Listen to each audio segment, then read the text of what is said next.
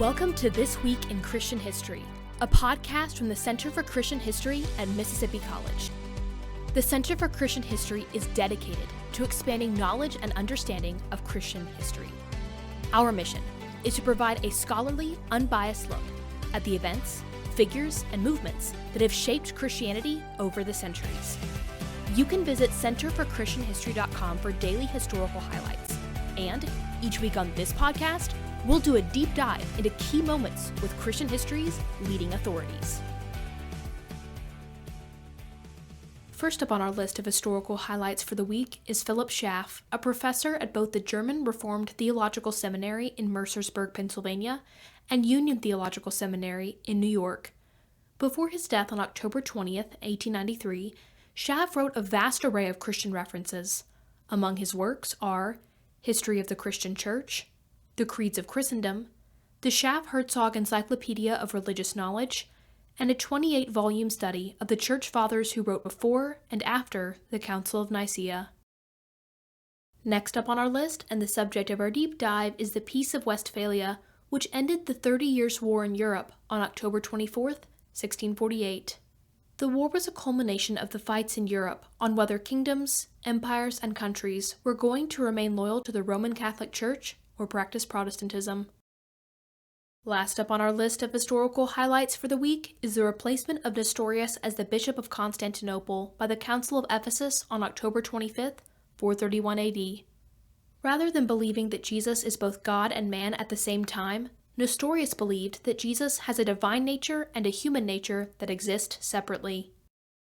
Today in our deep dive, Nick Walters, director of the Center for Christian History, talks with David Mays of Sam Houston State University about the Peace of Westphalia. Hello and welcome back again to another episode of This Week in Christian History. And this is the week of October 20th, and we are discussing a pretty important event that happened within the world of Christian history, which is known as the Peace of Westphalia, which actually occurred on October 24th, 1648 is the day that we're focusing on. And we have our guest today is Dr. David Mays, who is a professor of history at Sam Houston State University in Texas. And we're going to enjoy having some conversation with him about what the heck this thing is and why it is we study it and why it might be important to the world of understanding Christian history. So, Dr. Mays, thanks for joining us. We appreciate it. Happy to be with you. Thank you. Absolutely. Well, tell us kind of what that is.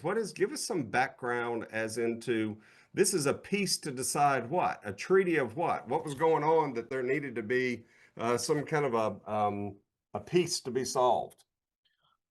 The Peace of Westphalia in 1648 brought an end to what historians call the 30 Years' War, which began in 1618, and it raged across much of what is Central Europe today, so particularly the lands of Germany, present day, but also some neighboring lands as well. And it was maybe not continuous 30 years of warfare. It went through phases when it was underway, and then there was a pause, and then there was a new phase that started during the war, and it went through 4 of these as historians talk about them. And then finally, towards the conclusion of the war in the 1640s, diplomats, envoys, ambassadors, others gathered in a land known as Westphalia, which is in present-day northwestern Germany. And they spent close to about 5 years hashing out terms that would bring a conclusion to the war. And so that's why it is known as the Peace of Westphalia, because that is where they gathered in towns like Osnabrück to hash out the terms of agreement and bring an end to the conflict. All right. So maybe kind of in the same way that those of us that follow American history, there was the Treaty of Paris, right, at the end of the American Revolution, or there was the, Treaty of Versailles at the end of war. I mean, this is the Treaty of, because that's the location, right? I mean, is really the thing that drives that. Is that right? Yes, that's the location. So who were the sides? Who were the 2 sides of the ones that, or how many sides were there? Right. Multiple sides, right? And Yeah. It's of course, like many history things, this is a highly complicated affair, and it doesn't lend itself to a neat, easy this side, that side, this party, that party. But in one respect, it was Protestants on one side, Catholics on another, who were fighting, at least during the initial phases of the war. Hmm. Um, so on the one side, you had the Habsburg family and the Holy Roman Empire. They were the family that had been sitting on the throne of the Holy Roman Empire for some time, and they were Catholic. And on the other side, you had Protestants uh, in lands like it started initially in Bohemia, which is in the present day Czech Republic. There were Protestant nobles, estates, as we call them, who were pressing to be able to practice their religion and even to be able to build churches on lands that they believed they had the right to do so. Hmm. And that's where it initially sparked. Then there were other Protestant parties that joined into this um, over the course of the conflict. So the Palatinate, that's in around the present day Rhine region of Germany, sort of the west central part of present day Germany. Um, and then subsequently, the Kingdom of Denmark, also Protestant, joined in. Um, Subsequent to that, the Kingdom of Sweden joined into the affair, and they were Protestant as well. And so these and other Protestant cities and principalities were joining in the conflict in opposition to the Habsburg imperial forces. Interestingly, by the end of the war, it was France that was fighting against the Holy Roman Empire. And that is intriguing to historians, not least because France was Catholic. And so you Right. had a Catholic power in France fighting against a Catholic power in the Holy Roman Empire. Um, and so, in that respect, it doesn't neatly fall into this continuous Protestant versus Catholic conflict throughout the course of the war because there were other interests involved beyond just matters of religion. Well, I mean, and so correct me on this, but if my understanding about why, excuse me, that the French got into it, they saw this as an opportunity while the fighting was going on to go in there and get something else that they wanted or something else that they desired to be able to as a part of this big neighbor next to them. They've been worried and or resentful for a century after they didn't just because, right? Because I guess Charles V had, was on both sides of their border, right, for such a long period of time, and they felt kind of boxed in. I mean, is that a fair thing, or is that oversimplifying it?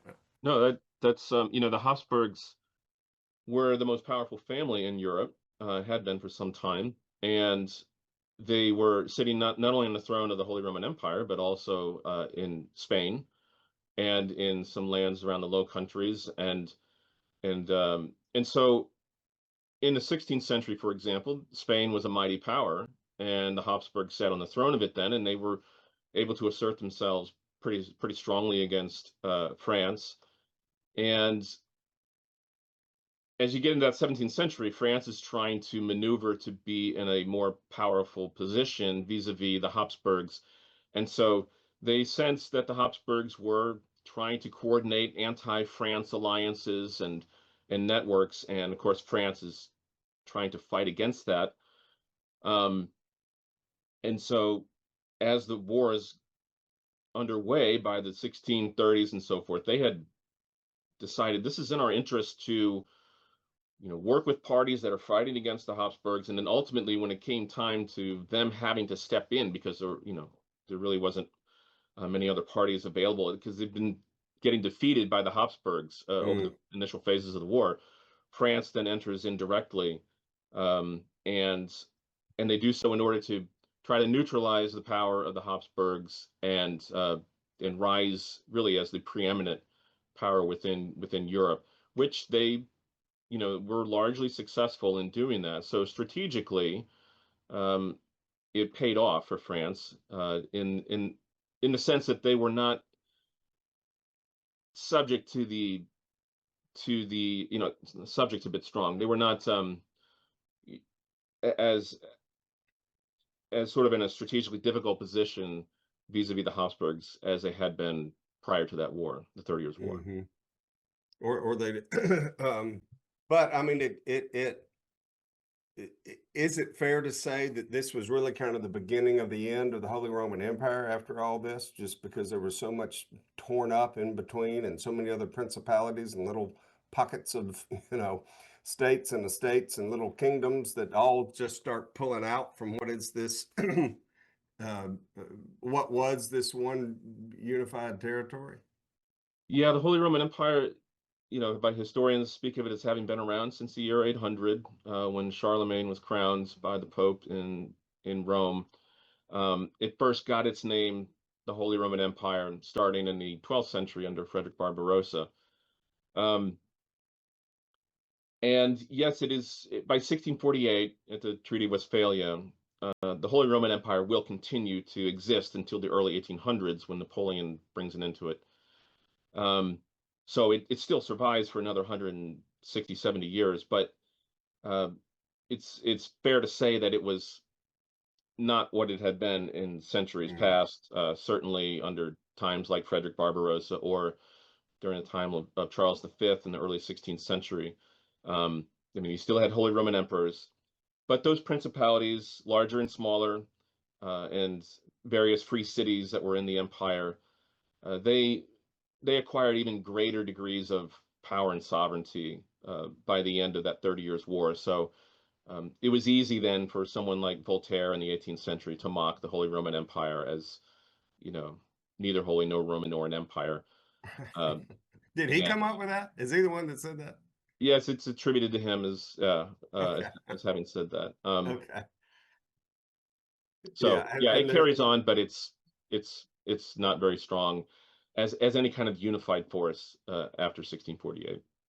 so it's kind of like I've always, anytime that I've taught this or tried to kind of show a word picture of or be able to see it. Here's a map of in the early 1500s, right, of kind of what Europe looked like, and here's a map after the Peace of Westphalia, right, and they're just way more little colors, okay, than there are on this map than there are on the previous to that, right? Just because it all gets, I mean, lines are always moving around anyway. I mean, I think is a general statement, but you start to have all these little, it's kind of like the first time I remember that I actually looked at a map of Los Angeles and realized Los Angeles is not this one just great big city. It's all these little squirrels and there's little towns all in between them, right? And you can't really, it's kind of the way that ends up, looking at the end. And that's what Yes. the piece was about, right? To figuring Well, out where the lines were. Was that certainly a part of that, or as well as what religion they're going to be practicing within that, or denomination, I should say, rather within that? just to clarify a little bit, so these Yes. principalities and these free imperial cities, and I mean free imperial cities, those are cities within the empire which owe allegiance only to the Holy Roman Empire directly. They don't owe any allegiance to any territorial prince that might be neighboring to them. So cities that fit this description would be Nuremberg, Frankfurt, Augsburg, which are the bigger name ones, and there's a number of dozens of smaller name ones which people have not heard of, just in sort of common discourse. Um, but just to say that those free imperial cities and those territories ruled by princes had been around for some time, even in 1500, 1517. They're there, they're present within the Holy Roman Empire. Um, and because the Holy Roman Empire is something like a universal monarchy with sort of feudal structure, and so those princes are sort of by tradition feudally tied to the Holy Roman Emperor, and they owe various things to him, and then he provides various things for them in return. Um, but it's possible to see maps, right? We come across maps in 1500 or 1517, um, with in history textbooks where the Holy Roman Empire looks like one solid whole because Yeah, the creator of the map and the writer of that book wishes to present the empire to the reader as an empire, as a single whole. Um, but it's again by 1648, because it has been weakened as any kind of singular polity to the degree that it has, it just makes even more sense by that point in the maps to show I all got those principalities and cities within it. If I that got you. helps to clarify it. Yeah, so had always kind of air quoted been there. It's Yes. just that them being more independent and maybe being different in the way, particularly whether they were going to be Protestant or not, or whatever, that would show, hey, we may have been neighbors, and previously we kind of gave our fealty, if you will, or some support back to this greater thing we can call the Holy Roman Empire. But because of this, after the peace, we're kind of doing our own thing over here. I mean, Yes. that's not necessarily militarily, I would say, maybe, but right, but they understand you can pass every edict you want to pass. We're doing our own thing over here as it relates to how we're going to do church and how we're going to do this and how we're going to do our religion. Is that right? Right. And let me, yes, and let me piggyback on that point, and then we can talk about it further if you want. There had been a peace in the empire back in 1555, which is known as the Religious Peace of Augsburg. And this came towards the end of that initial phase of the Reformation, which began in 1517. And by the 1530s, there was a Protestant league that had formed, known as the Schmalkaldic League. And by the 1540s, they're now in combat with imperial forces, and they're battling not least over religion, the right to be able to practice the religion they want. Charles V, by that point, 1530s, 40s, he is now turning his focus primarily on this matter. Prior to that, in the 1520s, he was distracted with some other things like the Turks who were closing in on Vienna. And it finally came, long story short, by the end of those conflicts in 1540s and 50s, they came to the Religious Peace of Augsburg. And the conclusion of that, as far as religion goes, is summed up in a formula, a Latin formula, which was coined later by a lawyer from a town called Greifswald later in that century. And the phrase was cuius regio, eius religio. And it means who's the region, his the religion. And that meant that within the empire, uh, those estates within the empire which wished to practice religion according to the Roman Church were had the right to do so. And those which wanted to practice religion according to the Augsburg Confession, which we often associate with the term Lutheranism or as a Lutheran practice of religion, were free to do so. And so that brought an initial peace within the empire over this conflict of which religion is the right one, the true one, and which one should be practiced. And it allowed these differing parties to coexist within the empire, keep the empire together in 1555. And just to then sort of conclude this point and drawing on what you were saying, by 1648, at the end of the 30 Years' War, it again brought a peaceable agreement concerning religion within the empire. And at that point, again, it grants the right to these estates within the empire to practice Roman Catholicism or practice religion according to the Augsburg Confession, or the third party by then, which was the Reformed Party, also known as Calvinists, those who had adopted Calvin's theology in the empire and wished to be able to have the right to practice that. That was a controversial point in particular at the discussions in Westphalia in the 1640s, and late in that Congress, they allowed the Reform Party to enjoy those same rights. And so subsequent to that, the conflict over religion within the empire was largely settled, if as far as it concerns the Holy Roman Emperor and the estates within the empire. I get you. In the more of the governance and political part of it. I mean, that's kind of moves me on. I still may be hacked off that I am a Roman Catholic having to live in a place where I got a Protestant king, right, or a ruler. That still may not be anything that I'm all that excited about, but it doesn't mean that we're all about to go take up arms this afternoon and go fight over that. We've kind of settled some of that piece to it. Right. There's many people in the Holy Roman Empire, in many of the lands where the prince adheres to one kind of religion or confession, but the subjects adhere, maybe some, maybe many, maybe just a few, whatever, adhere to a differing, opposing confession or religion. And so now the princes, in some ways, it's a contradiction head on. The prince is permitted to declare this is the official religion of the territory of my realm, but these subjects within it were now given. It kind of depends. They're either given.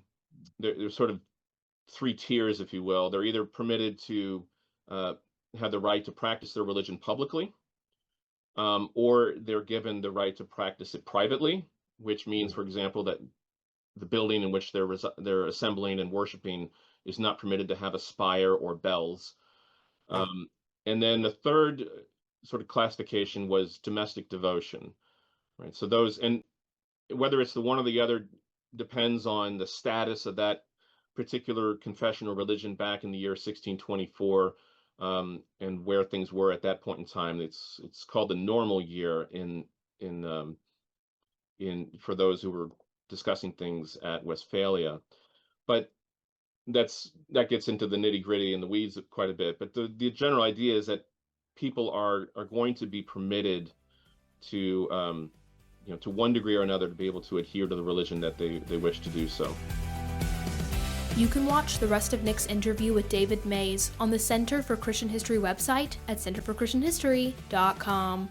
This Week in Christian History is produced for the Center for Christian History by Blue and Gold Media at Mississippi College, in cooperation with the MC Department of Communication.